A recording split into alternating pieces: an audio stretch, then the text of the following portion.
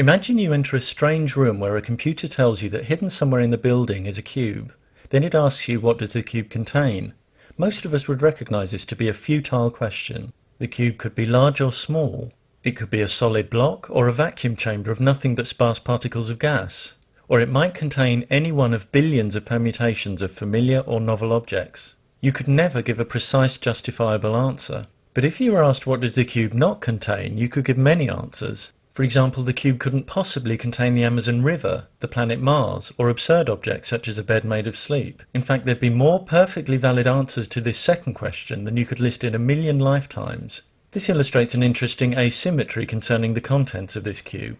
Despite there being countless possibilities and impossibilities, without evidence from the cube itself, we can only ever make valid justifiable statements about what is not inside the cube, not what is. It's true that someone claiming, for example, that the cube contained nothing but a wooden spoon might be right, but since without evidence they could provide no valid justification for such a claim, there'd be literally no reason for anyone to accept it.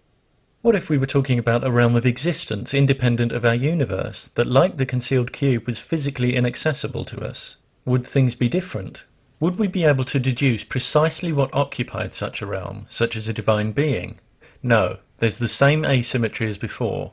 Countless kinds of being might exist independently of our universe. Countless logically impossible beings cannot. But while we can list many kinds of being that can't exist there because they violate logic, we can't list those, if any, that do. Any attempt to argue that a specific divine being exists in an inaccessible realm of reality is an attempt to argue for either the impossible or the unknowable. Logic alone can refute impossible beings, but it can't show that possible beings actually exist without evidence. If you can't at some point provide measurable, verifiable evidence for the specific being you claim exists, all the argument in the world won't establish your claim as fact. This is one reason why, as soon as anyone claims they have a logical argument that requires the existence of one personal creator of our universe, we know it'll be fallacious because they failed at a basic level to understand what's required to establish such an existence claim. It's just a question of identifying where the errors are. For example, the theologian William Lane Craig has asserted that our universe had an original cause, which, because it created our time and space, had to transcend time and space. Transcending our time and space doesn't necessarily mean something transcends all time and space. However, his conclusion that this non-temporal, non-spatial cause would have to be a changeless disembodied mind is more seriously flawed. A changeless mind is by definition non-functioning. Minds and purposeful creation depend on change. Craig's changeless creator is self-contradicting and belongs to the category of the logically impossible. However seemingly plausible they may sound to the unwary or the already persuaded, all popular arguments for the existence of specific gods are based on false premises and/or conclusions and unjustified presuppositions, and 100 invalid arguments don't accumulate into one valid one. Many people with theistic beliefs don't get tangled up in pursuing doomed arguments like these. They know they can't prove gods with logic and have no need to do so. They realize their beliefs are personal and that others are entitled to different views. However, when you're not so willing to respect difference, when you disparage, attack, or work to create disadvantage for others because they don't share your beliefs, it shouldn't surprise you when those you try to oppress object to this unreasonable attitude and expose the flawed arguments that shore it up. A belief in one or more gods might sustain you in your own life, but when you pressure others to adopt your beliefs and participate in practices associated with those beliefs, you give up the luxury of not having to explain yourself. You give yourself the burden of proof. And certain reasons that might seem sound when justifying a belief to yourself are simply not valid when you're trying to establish existence claims to other people, however passionately you express them.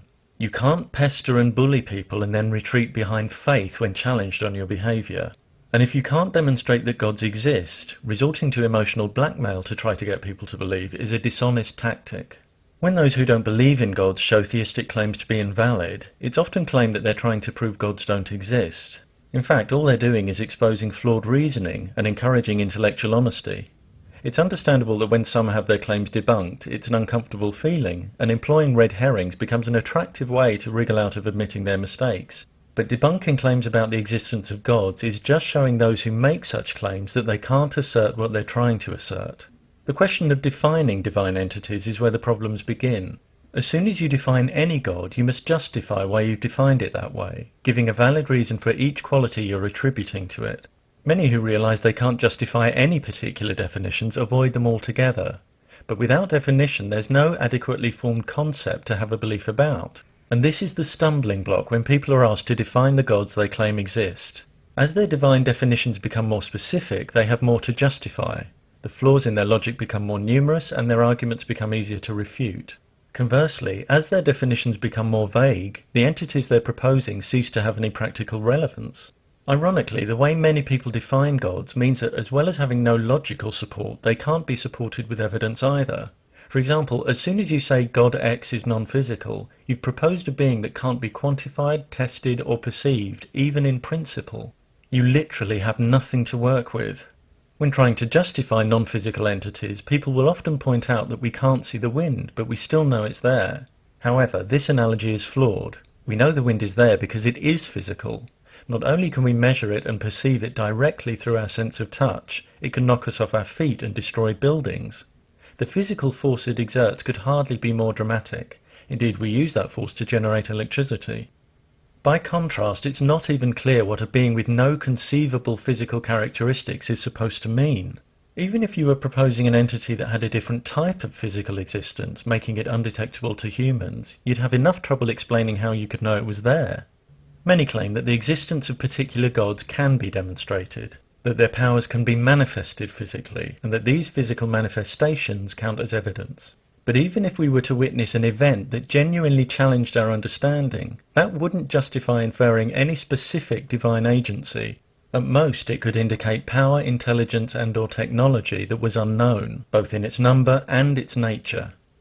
Imagine a group of people unfamiliar with electronic technology being duped into watching a carefully staged CGI animation of a man turning into a lion. If they thought they'd just seen evidence of divine magic, we'd know that conclusion was false and due entirely to an illusion of technology beyond their experience. Likewise, if you were to see something genuinely jaw-dropping like stars spelling out words in the sky, you'd have no basis for drawing any reliable conclusions about the specific causes of what you were witnessing. You could be having your brain expertly controlled by aliens. You could be having a psychotic break from reality. We already know that brains can conjure up richly detailed worlds when we dream, and that their dysfunction can cause us to hallucinate. If some kind of intelligence was responsible, anything with the ability to manipulate physical matter or our perceptions to that extent could easily disguise itself, so we could never be sure of its identity. With such fallible brains and such limited technology, a spectacle like this would simply be beyond the scale of what we could apprehend or investigate. Could life forms of vastly greater intelligence and power exist beyond the current reach of our perception and technology? Certainly. But even if we were ever to find evidence of greater intelligence, that would still not constitute evidence of specific gods. Even if some kind of intelligence initiated the existence of our universe, there's nothing to say what the nature of that intelligence was.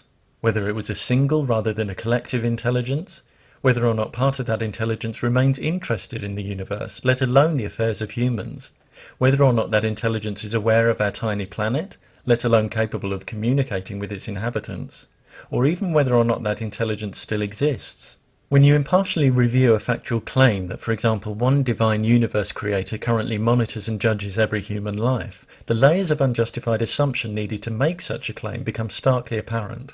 One would be no less justified in proposing a race of aliens that created our universe with an advanced machine and annihilated themselves in the process.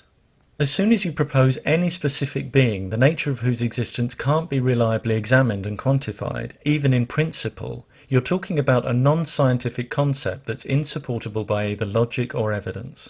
Without logic or evidence at your disposal, you have no grounds for demanding that anyone agrees with you. You certainly have no grounds for bullying and ostracizing them when they don't.